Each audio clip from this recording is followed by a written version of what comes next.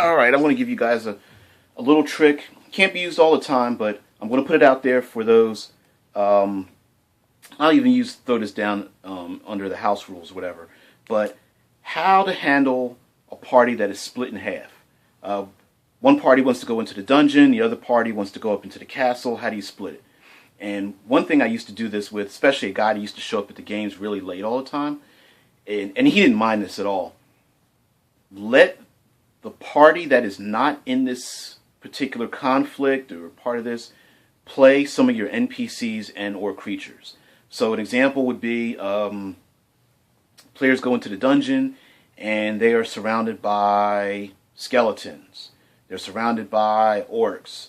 Or there's a troll and there's some giant spiders somehow working with the troll or something. Let the players that are not involved hand them some creatures and say, it's your job to fight with them. Your job to destroy the other characters. Your job is to go after them. And oh, by the way, hey, here's your motivation.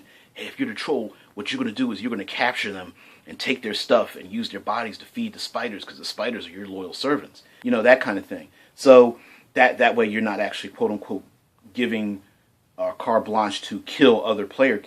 One party is able to kill the other party. You can make a way where it's, you know, we're just going to knock you out. We're going to capture you. Let the story continue. But hey, let one group. I had a guy who used to always come in and he loved playing like the dragon, the lich. He's a real good role player, but he could never really stick around too long.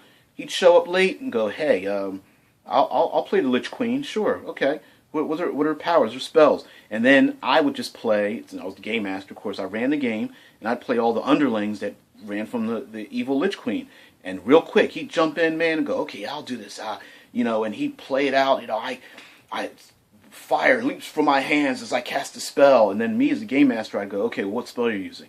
Of course, I'm using a fireball. Everybody likes to use the fireball, but it's just like black flames and stuff. Okay, well, this black flame circles around her hands and forms into an orb above her head, and then launches at you at incredible speeds. Everybody roll for saving throw, you know, that kind of thing. So, allow players.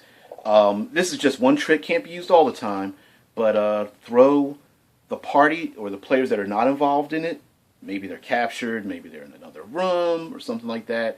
They can't be available, but they are at the table. Let them take over a creature or NPC for a short time. Let them roll the dice, see how it goes. And this also is a good way for those players that for some reason are addicted to having, you know, player versus player fights. This is a good excuse to let them roll some dice against other players. Even if it's a throwaway creature like a skeleton and you know your 5th level characters are just going to crush them. So what? It's just an idea. Roll some dice, have some fun, keep everybody engaged. So, anyway, that's my thing. Quick tip on how to run splitting a party. Thanks, guys. Create, don't destroy.